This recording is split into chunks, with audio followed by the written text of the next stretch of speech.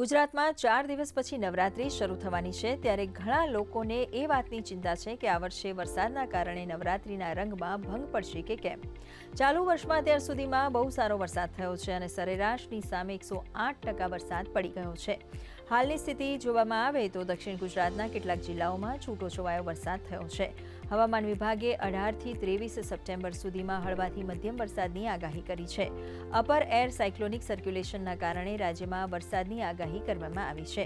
હવામાન વિભાગે આગામી 7 દિવસ દક્ષિણ ગુજરાત સહિત રાજ્યના અનેક જિલ્લાઓમાં વરસાદની સંભાવના વ્યક્ત કરી છે.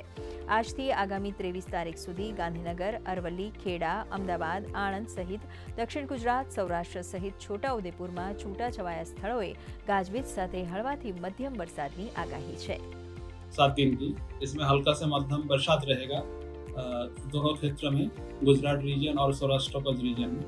इसमें जो 4 डिस्ट्रिक्ट हम आज हल्का से मध्यम बरसात नहीं दे रहे वो है कच्छ है, बनासकांठा, साबरकांठा, देन पाटन और महेसाना को नहीं.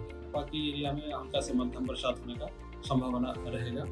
आज हेवी रेनफॉल वार्निंग दिया गया है दक्षिण गुजरात की जो जिला है इसमें आपका नवसारी, वलसाड, तापी, डांग, दमन, दादरा नगर हवेली की येलो वार्निंग के साथ आइसोलेटेड प्लेसेस में हेवी रेनफॉल का वार्निंग दिया गया है.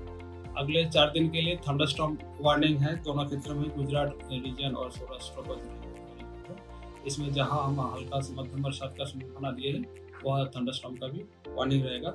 विंड स्पीड रहेगा 30 से 40 किलोमीटर प्रति घंटा.